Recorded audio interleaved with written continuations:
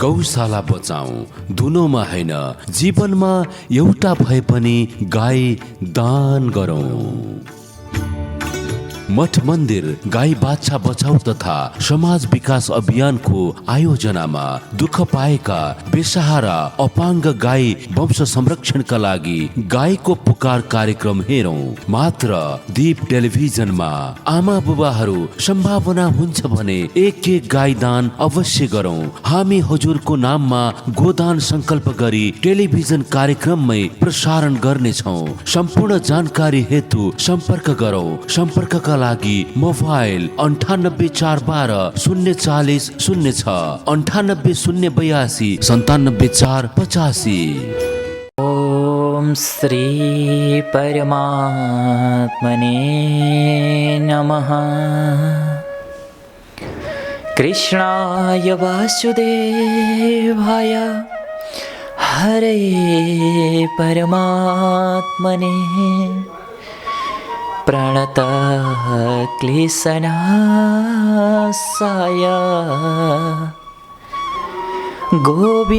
गोविन्दाय नमो नमः।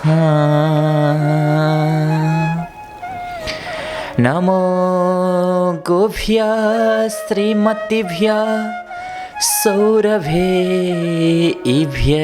च। नमो ब्रह्मसुताभ्यश्च पवित्राभ्यो नमो नमः।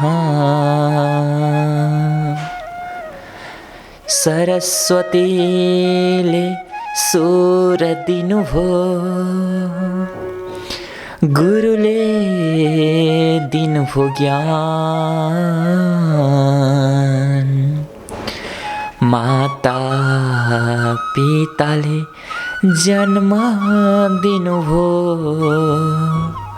भाग्य दिने भगवान। जय जय श्री राधा रमण हरि, जय जय नवल किशोर। जय गोपी चित्त चोर प्रभु, जय जय माखन चोर। श्री सुरभे नमः। समादरणीय दर्शक वृन्द, भक्त भागवत वृन्द, सदाका झैं यस प्रत्येक दिन रात्रिकालीन क्षण 8:50बाट 9:20सम्मको समय, आधा घण्टाको समय नित्य निरन्तर रूपमा हजुरहरूका निमित्त आज सम्पूर्ण देशदेखि विदेश अन्तर्गत रहेर पूर्व मेचीदेखि पश्चिम महाकाली, उत्तर हिमालदेखि दक्षिण तराई, नेपालका अनेक भूभागहरूमा रहेर तथा देश तथा विदेश विभिन्न स्थानहरूमा रहेर प्रत्यक्ष रूपमा निहालिसके पछाडि हामी सम्पूर्ण मानवमा वास्तविक कर्तव्यको बोध भइदियोस् र भोलिका दिनमा कुनै पनि पशु प्राणीहरू बाटामा भड्किएको देख्नु नपरोस्। किनभने हाम्रा सडकहरू, हाम्रा अनेक बाटाघाटाहरू आजभोलि गाई बाछा अनि सम्पूर्ण पशु प्राणीहरूले भरिएको प्रत्यक्ष रूपमा देख्ने गरेका छौँ। आज हामी साधारण 20-30 किलोमिटरको यात्रामै यदि निस्किन्छौँ भने हामीले त्यस मार्गमा, त्यो हाम्रो बाटोमा कम्तीमा पनि 5-6वटा जनावरहरू यत्रतत्र कतै मरेको, कतै जबरजस्ती गाडीका ठक्करद्वारा उनीहरू मारिएका, मरेका, यस्तो अवस्थामा हामीले भेटिरहेका हुन्छौँ। भने आज के भइदियो त भन्दाखेरि मानव सर्वश्रेष्ठ प्राणीहरूले आज ती बोल्न नसक्ने, आफ्नो मनोभावलाई राख्न नसक्ने अन्य प्राणीहरूको मर्मलाई बुझ्न छोडियो। आज बाटामा गाडी लाँदै थियो, गाडी लाँदै गर्दाखेरि एउटा जनावर बिचमा आइदियो। अब त्यो जनावरलाई के छ, त्यो गाडीले आएर मलाई के छ भर्सक त जोगिन खोज्छ, तर मानव त बुझ्ने प्राणी हो नि। एकछिन रोकाउनु पर्ने अवस्थामा आज मानवको हृदयमा दया नै छैन भने त्यो व्यक्तिले कसरी रोकाओस्। आज त्यो व्यक्तिका हृदयमा सद्गुणले युक्त बनेको छैन। त्यो व्यक्तिमा कुनै पनि जीव जन्तुहरूप्रति माया दयाको भावना उत्पन्न हुँदैन। भने आज त्यसले त्यो पशु प्राणी त्यो सानो कुकुर नै किन नहोस् र उसको दुखाइ उसको पीडा उसको कष्टलाई बुझ्न सक्ने भाव त छ नि मानवमा, चेतना त छ नि, चेतनशील प्राणी हो नि, अर्काको भावनालाई बुझ्न त सक्छ नि। तर आज दया पलाइदिँदैन। यो अवस्थामा के हुन्छ त भन्दा मानवकै गतिविधिले आज कुनै पशु प्राणीले आफ्नो प्राणलाई त्याग्नु पर्ने भइदिन्छ, बाध्यता। आज भर्खरै आफ्ना स्थानमा आफ्ना सानो बनाइएको ठाउँमा सुन्दर सन्ततिहरूलाई जन्म दिएर भर्खरै केही खोज्नका लागि निस्किएको एउटा सानो कुकुरको छाउरोले आज आफ्नो प्राणलाई त्याग्नु पर्दिन्छ मानवका कारणले गर्दा। आज मानवमा मानवता हराएको छ। आज पशुत्वले मानवलाई ढाकेको छ। आज मानवमा एउटा सुन्दर पशु समानको पनि बौद्धिक क्षमता हराउँदै गइरहेको छ। मानवले मानवता छाडेर पशुत्वलाई अँगाल्ने क्रममा बरु ती पशुहरूले बुझ्न सक्छन् एक अर्काको महत्त्वलाई, एक अर्काको भावलाई बुझ्न सक्छन्। तर मानव आज बुझेर पनि बुझ पचाएर हिँडेको छ। यो विषम परिस्थिति आज हाम्रो समाजमा उत्पत्ति भइसकेको छ। अब यसलाई निर्मूल गराउने कसरी त? आज मानवले मानव शरीरलाई प्राप्त भएर आइसके पछाडि यो सुन्दर बुद्धि विवेक यी विभिन्न ज्ञानको खानी बनाएर मानवलाई पठाउनु भएको छ। तर मानवले यी पशु प्राणीहरूको महत्त्वलाई बुझ्न सकिरहेको छैन। वास्तवमा सज्जन, हे आमा बुबा दाजुभाइ तथा दिदीबहिनीहरू, यदि यी सम्पूर्ण पशु प्राणीहरूको महत्त्वलाई यदि हामीले नबुझेर उनीहरूका निमित्त उनीहरूलाई पीडा दिने कर्म हामीबाट भइदियो र बिस्तारै यी लुप्त अवस्थालाई प्राप्त भयो भने हामी मानवको अस्तित्व मेटिएर जान्छ। विशेष प्रकारले भन्नुपर्दा गौमातालाई हेर्नुहोस् न, एकचोटि निहाल्नुहोस् त। वास्तवमा आज हामीले धेरैभन्दा धेरै उदाहरण देख्न सक्छौँ, प्रत्यक्ष हामीहरू समक्षमै छ नि। आज कुनै पनि राष्ट्रिय जनावर त हाम्रो त स्वत रूपमा यजन पूजन गरिएकी, धर्मशास्त्रले मान्यता दिएकी, स्वयं भगवानकी पनि इष्ट गौमाताका महत्त्वहरू त हामी नेपालीका रगत रगतमा बगेका छन्। हाम्रा सोच विचारहरू प्रत्येकमा गौप्रतिको प्रेम भरिएको छ र गौप्रतिका निमित्त गर्नुपर्ने उच्च सम्मान उच्च व्यवहार हामीबाट भइ नै रहेका छन्। र यदि यही पनि हराएर जानु भने के गति हुन्छ यसको बारेमा पनि थोरै बुझौँ है। किनभने आज हामी सबै जतिले पनि दीप टेलिभिजन निहाल्दैछौँ हामी त पक्कै गौभक्त छौँ। तर धेरैजना मानवजन आजका दिनमा गौको महत्त्वलाई, गौलाई केवल एउटा पशुको दर्जा दिएर, गौलाई अर्थमुखी, नाफामुखी र गौलाई जुन गौमाताले दुग्ध दिनुहुन्थ्यो उनलाई मात्रै घरमा पालेर ती दुग्ध नदिने गौमातालाई बाटामा पन्छाइरहेका छन् भने अब त्यो सम्झिने समय आयो, बुझ्ने समय आयो कि अब हामीले यस्तो कर्म गऱ्यौँ, यिनै कर्महरूलाई अँगालेर अगाडि बढ्यौँ। आज दुध दिने गौमाता मात्र होइन, नदिनेलाई पनि यदि विशेष प्रकारले सेवा गर्न सक्यौँ भने हामी र हाम्रो अस्तित्व मेटिँदैन भन्ने भावना अवश्य उदाहरणद्वारा स्पष्ट हुनुपर्छ। किन, कहाँ छ त उदाहरण भन्दाखेरि हामी सबैलाई छर्लङ्ग छ। हिजोका दिनमा भारत, हाम्रो छिमेकी राष्ट्र भारतमा सुन्दर प्रकारबाट गौ सेवा हुने गर्दथ्यो। आज जसको पावन भूमिमा भगवान कृष्ण एउटा ग्वालवाल बनेर जन्म लिनुभयो। हजुर, हामी सबैलाई थाहा छ भारतको उत्तर प्रदेश मथुरा अन्तर्गत भगवानको जन्म भयो। मथुरामा भगवानले जन्म लिन साथ आउनुभयो गोकुलमा। त्यो गोकुलको भूमि अत्यन्तै पावन पवित्र भूमि, भारतको भूमि। र गोकुलमा विभिन्न लीलाहरू गर्दै गर्दै भगवान आज प्रस्थान गर्नुभयो वृन्दावन। वृन्दावनको त्यो पावन भूमि जहाँ रहेर भगवानले आफ्ना साना बछेडाहरूलाई चराउनु भयो र बिस्तारै बिस्तारै गोपाष्टमीको दिनबाट गौचरणलाई शुभारम्भ गर्नुभएको कथाहरू हामी सबैजनाले सुनेका छौँ। भगवान कृष्ण गोपाल बनिदिनु भयो। आज ग्वालवालहरूसँग विभिन्न रमण लीला आदि कर्महरू गर्नुभयो। यो अनेक शास्त्रहरूले वर्णन गर्छन्। र यो सुन्दर भूमि भगवानले 125 वर्षसम्म निरन्तर सदा सर्वदा गौ सेवाको निमित्त आफूलाई अर्पण गरिदिनु भयो। भगवान द्वारकाधीश हुनुभयो, द्वारकामा गएर, तर द्वारकाधीशले पनि नित्य रूपमा गौदान गर्नुभएका महिमाहरू महत्त्वहरू यत्र तत्र सर्वत्र उपलब्ध छन्, हामी श्रवण गर्छौँ, बुझ्छौँ, पढ्छौँ भने त्यो पावन भूमि हेर्नुहोस् त। भगवान् कृष्ण जहाँ गौका निमित्त भनेर आउनुभएको थियो त्यो भूमिमा आजभन्दा केही वर्ष पूर्वसम्म अत्यन्तै सुन्दर ढङ्गबाट गौसेवा भएको थियो। गौसेवामा नित्य निरन्तर धेरैभन्दा धेरै गौशालाहरू, यस्ता अथाह प्रत्येक व्यक्तिका घरमा एक एकवटा गौशालाहरू यस्ता थिए त्यस भूमिमा। थिए भन्ने केवल आइरहेको छ, थिए।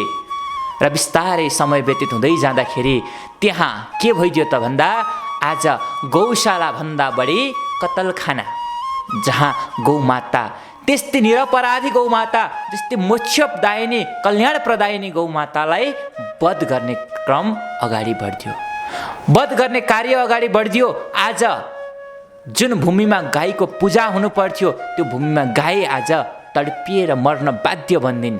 बिस्तारै बिस्तारै के भइदियो त, भारत ठुलो थियो, आज ठुलो भारतबाट त्यो भारत नै अलग हुन पुग्यो, आज पाकिस्तान भनेर छुट्टिन गयो। हेर्नुहोस् है, गाईको वास्तविक महत्त्व हराएको कारणले गर्दा भारत पनि टुक्रियो। एकातिर पाकिस्तान भइदियो, अर्कातिर बङ्गलादेश भइदियो। हेर्नुहोस् कसरी टुक्रियो भारत। वास्तवमा गौ सेवालाई निरन्तर रूपमा अगाडि बढिरहेको थियो। कतलखानाहरू मैले भनेको नै छु, वास्तवमा आज गौमाताको सम्मान यदि दिन सकिएन भने गौमाताको श्राप भन्दा ठुलो अन्य कुनै श्राप हुँदैन। र गौमाताको नित्य रूपमा सेवा गर्दाखेरि गौमाताको आशीर्वाद भन्दा ठुलो अर्को कुनै आशीर्वाद हुँदैन। शास्त्रहरू प्रमाणित छन्। र यसरी आज भारतको भूमि त टुक्रियो भने हाम्रो सानो देश जो देवभूमि, ऋषिभूमि, तपोभूमि भनेर विश्वको गुरु देश छ, आज नेपाल विश्वको गुरु देश भनेर चिनिने गर्दछ नेपाल, जहाँ कि राष्ट्रिय जनावरका रूपमा हामी राष्ट्रिय माता, राष्ट्रिय जनावर रूपी माता जो छिन् गौमाता, आज हामीले त्यो राष्ट्रिय माताको दर्जा त हामीले गौमातालाई दिइरहेका छौँ।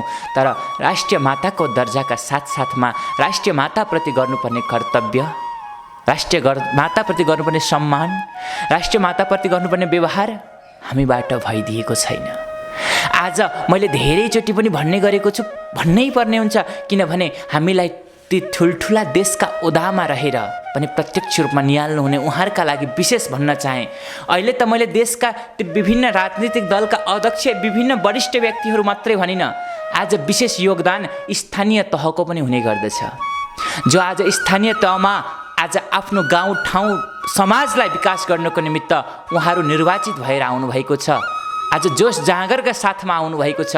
उहाँहरूलाई विशेष भन्न चाहेँ कि आज हजुर पनि नेपाली, हामी सबै नेपाली, आज हामी नेपाली कि राष्ट्रिय माता गौमाता, जसको धर्मशास्त्रले पनि उति नै वर्णन गरेको छ, स्वयं भगवान्की पनि इष्ट, जो सर्वदा सर्वदा मोक्षदायिनी कल्याण प्रदायिनी हाम्रा धर्मशास्त्रहरूले पनि गान गरेका छन्, जसको महत्त्व त्यस्तै गौमाता को निमित्त आज राष्ट्रिय स्तरबाट हजुरले आफ्ना गाउँ ठाउँमा रहेका गौमाताका संरक्षणका लागि के गर्नुभयो, अब एकचोटि विचार गर्नुहोला।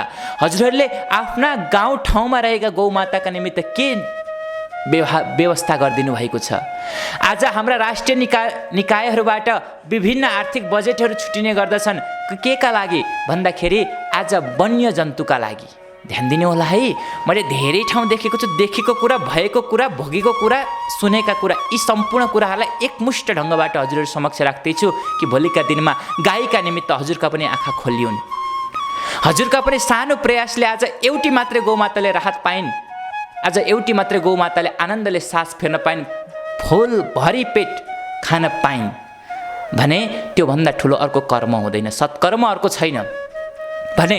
आजका राष्ट्रिय निकाय अन्तर्गतबाट विभिन्न आर्थिक बजेट छुट्टिन्छ, के का लागि भन्दाखेरि आज विभिन्न वन्य जन्तुका लागि, राष्ट्रिय निकुञ्ज, यस्ता यस्ता विभिन्न जङ्गली जनावरहरूका लागि छुट्टिन्छ रकम। त्यो छुट्टिनु नराम्रो होइन, त्यो एकदमै उपयुक्त छ।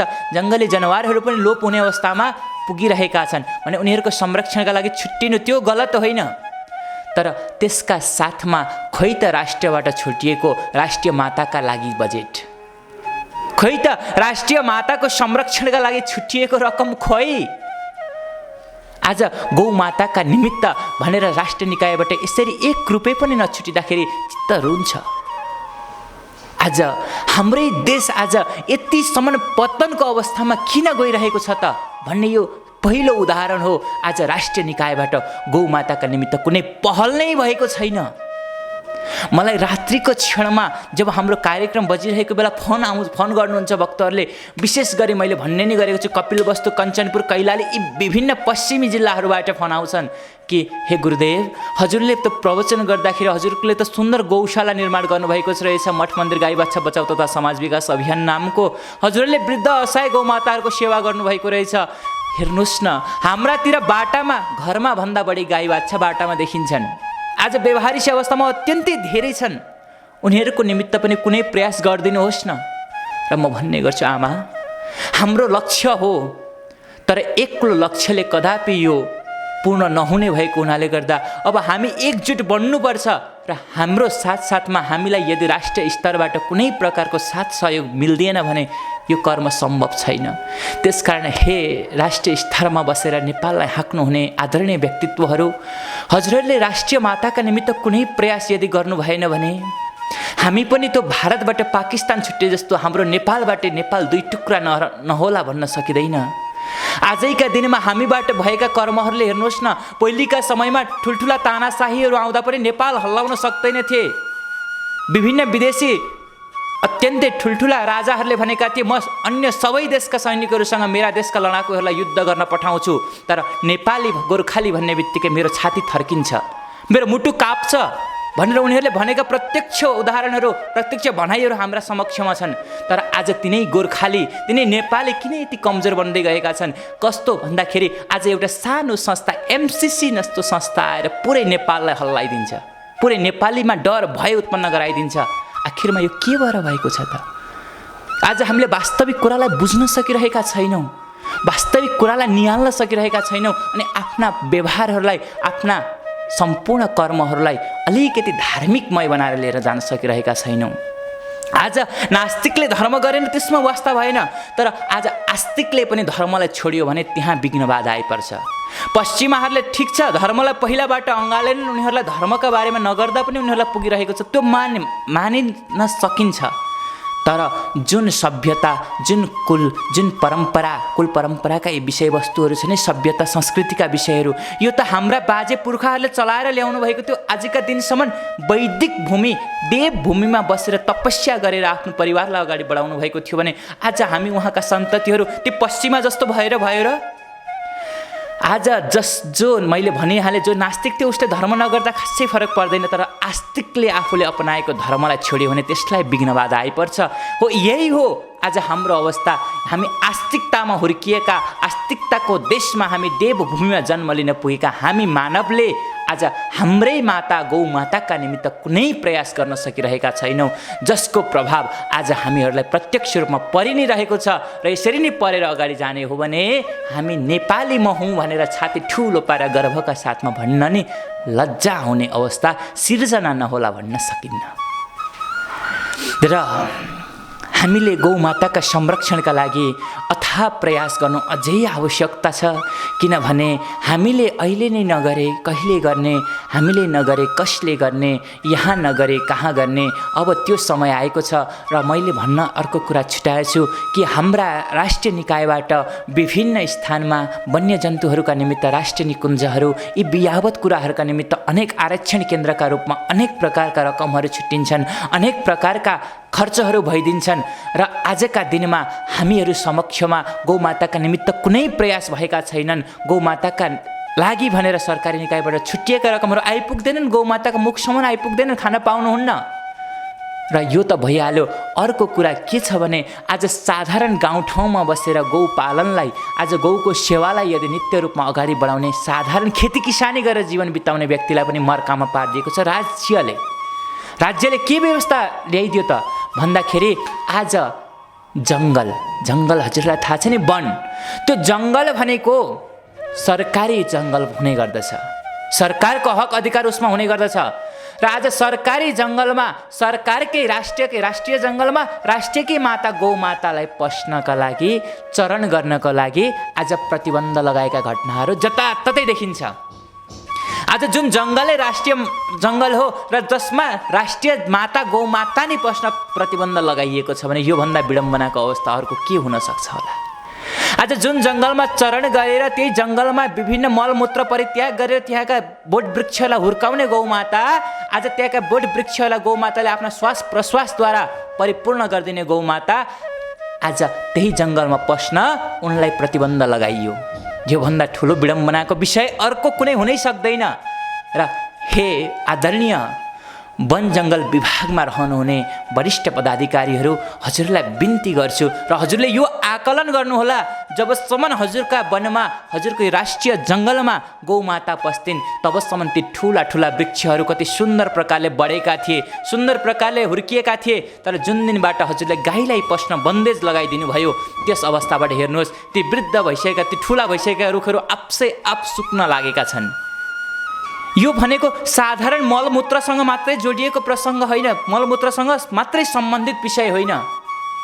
जहाँ जुन जङ्गलमा गौमाता पस्छिन् नि, त्यो गौमाताका श्वास प्रश्वास सास फेर्छिन्, त्यहाँभित्र बसेर उनको श्वास प्रश्वासले गर्दा ती बोट वृक्षहरूले प्रत्यक्ष रूपमा आफ्नो वृद्धिका लागि केही पौष्टिक तत्त्वलाई प्राप्त गरिरहेका हुन्छन्। यो विभिन्न अहिले त वैज्ञानिकहरूले पनि प्रमाणित गरिसक्नु भएको छ। यसलाई थोरै निहाल्ने कोसिस गर्नुहोला र जङ्गलमा गाई पस्दाका फाइदा र गाई नपस्दाका फाइदाहरूमा धेरै फरक आउने गर्दछ। हजुरले भन्नुहुन्छ होला साना साना बोट वृक्षहरूलाई खाइदिन्छ, कति चाहिँ खान्छ त्यो एउटा गौमाताले कति चाहिँ खान सक्छन् हजुरका बोट वृक्षहरूलाई, र खाएको मात्र होइन तुरन्त त्यहीँनेरि मलमूत्र विसर्जन पनि त गरिदिनुहुन्छ।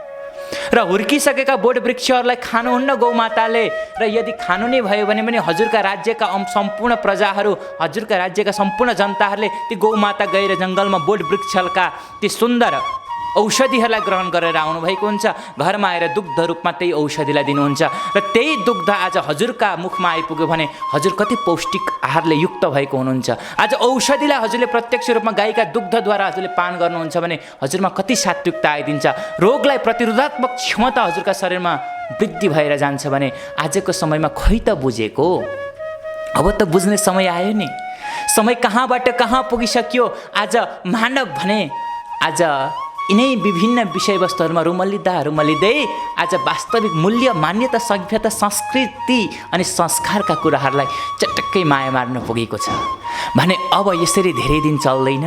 त्यसै कारणले गर्दा हामी प्रत्येक दिन नुहाई पनि हुँदैन रहेछ। किनभने आजभन्दा 10-20 वर्ष पहिलाको समय थियो भने हामीलाई यति धेरै गौका बारेमा भनिराख्नुपर्ने खासै आवश्यकता थिएन, किनभने हामी सबैले बुझेका थियौँ। बुझेर कर्महरू, हामी सबैका कर्महरू अत्यन्तै दिव्य सुन्दर ढङ्गबाट अगाडि बढेर गइरहेका थिए भने आजका दिनमा आएर यी सम्पूर्ण प्रसङ्गहरू हजुरहरू समक्ष, यी सम्पूर्ण मानवताका कुराहरू आज आफ्नै कर्तव्य आफैलाई बोध नभएर विभिन्न कर्महरूमा आज अगाडि बढिरहेका छन्, नराम्रा कर्ममा भने अबका दिनमा हामीले ती सुन्दर कर्महरूद्वारा, ती सुन्दर अत्यन्तै भक्तिमय, भावमय, गौ प्रेममय, अन्य पशु प्राणी प्रेममय भावनालाई उजागर गराएर उनीहरूका सेवाका निमित्त नलागी भएको छैन।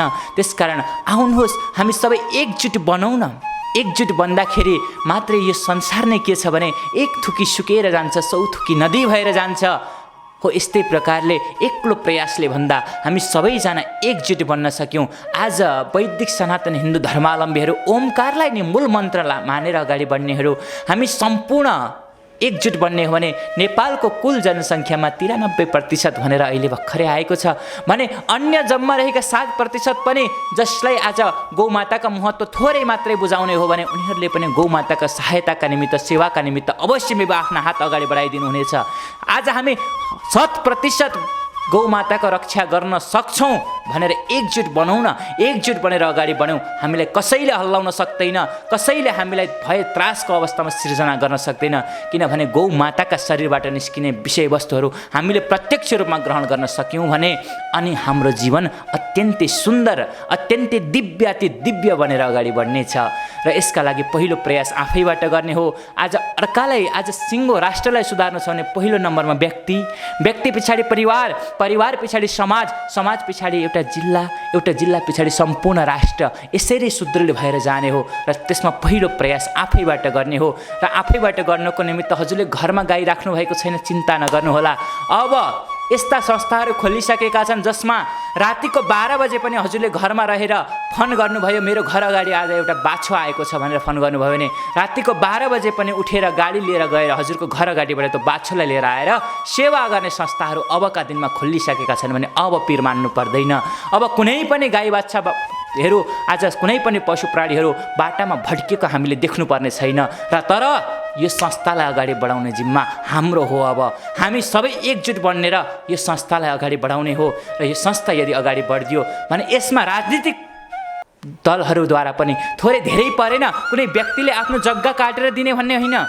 आज सरकारी जमिन यदि गौशालाका गौ सेवाका निमित्त यदि सदुपयोग बनिदियो भने तिनै स्थानहरूमा पनि राखेर गौ सेवा गर्न सकिन्छ र तिनै स्थानमा रहेका गौमाताहरूलाई यदि संरक्षण गर्यो भने त्यो हृष्टपुष्ट तन्दुरुस्त गौमाताले भन्दा पनि जो गौमाता पीडित हुन पुगेकी छिन् तिनलाई यदि संरक्षण गर्ने तिनको आशीर्वादले हाम्रो देश अत्यन्तै सुदृढ भएर जानेछ र यो संस्था तिनै गौमाताहरूको आशीर्वादका निमित्त भनेर निर्माण भएको हो भने आउनुहोस् हामी सबै एकजुट बनौँ, एकजुट बनेर यी गौमाताको सेवामा लागौँ। यी गौमाताको सेवा सदा सर्वदा अत्यन्तै पवित्र छ, अत्यन्तै दिव्य छ, त्यो सुन्दर छ। त्यसकारण यो सेवालाई हामी सबैले एकसाथ मिलेर अगाडि बढौँ, हातमा हात साथमा साथ काँधमा काँध गरेर अगाडि बढौँ र यहाँ अहिले वास्तविक रूपमा हामीले भगवान् पशुपतिनाथको प्राङ्गणबाट थालनी गरेको संस्था सम्पूर्ण नेपालका 77 जिल्लामा हरेक स्थानमा मठ मन्दिर गाई बाछा बचाउ तथा समाज विकास अभियान नामको संस्था यदि स्थापना भइदियो भने हामी सबैले सोचे जस्तो नेपालको परिकल्पना गरिरहेका छौँ त्यसलाई हामीले पूर्ण रूपमा प्राप्त गर्नेछौँ र यी सम्पूर्ण कर्महरूका लागि हामीले भनेका नै छौँ।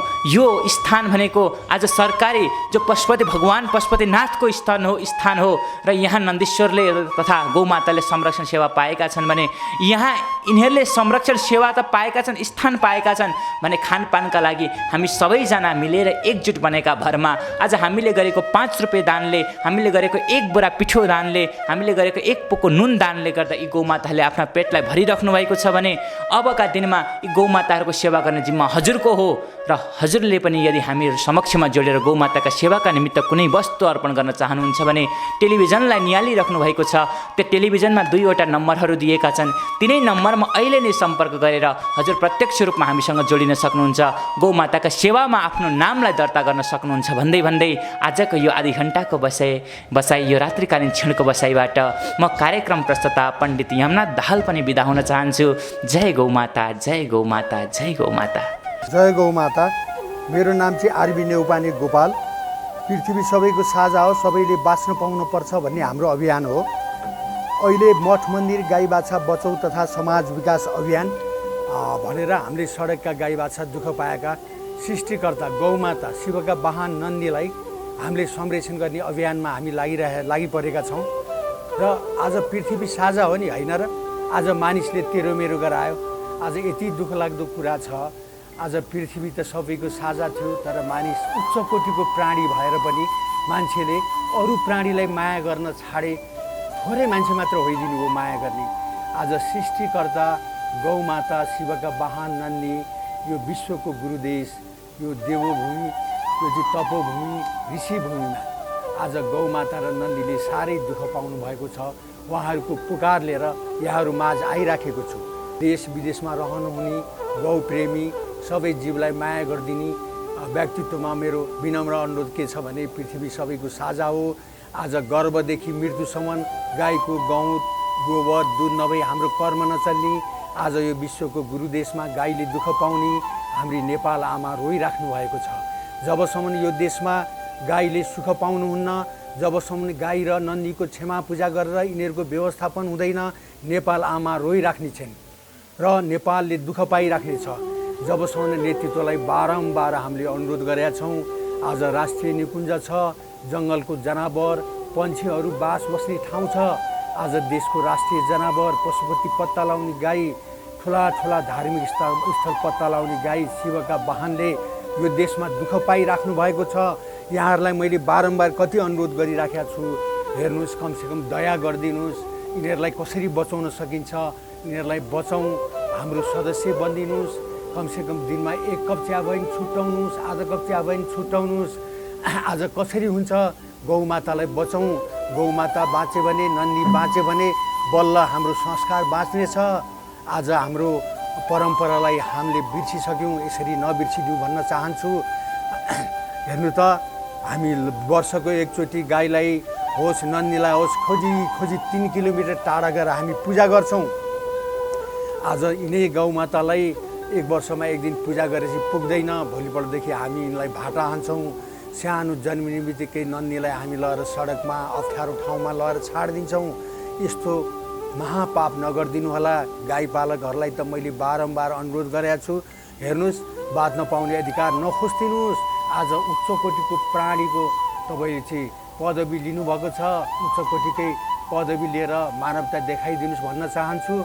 आज दुःखलाग्दो कुरा, आज सडकमा मोटरले किचेर, कुकुरले टोकेर, घाइते भएर मृत्युको मुखमा पुगेका छन् गाई बाछाहरू। कोही भिरबाट लिएर गएर लडाइदिएर, हामीले अस्ति मात्र पनौतीबाट ढाड भाँचेको एउटा बाछा उद्धार गरेर लिएर आएछौँ। अब सम्भव छैन, उनलाई नदुख्ने औषधि दिएर, औषधि खुवाएर हामीले बचाइराखेको छौँ। अबर्सन गर्ने सम्भव छैन। राज्यको दायित्व हो, हरेक नगरपालिकामा भेटनरी डक्टरहरू हुनुहुन्छ, तपाईँहरूको दायित्व होइन। तपाईँहरू हेर्नुहोस्, राज्यको तलब खाएर बस्नुभएको छ। कमसेकम हप्तामा एकचोटि पनि आएर सडकमा दुःख पाएका गाई बाछालाई यसो औषधि उपचार गरिदिँदा के हुन्थ्यो होला र।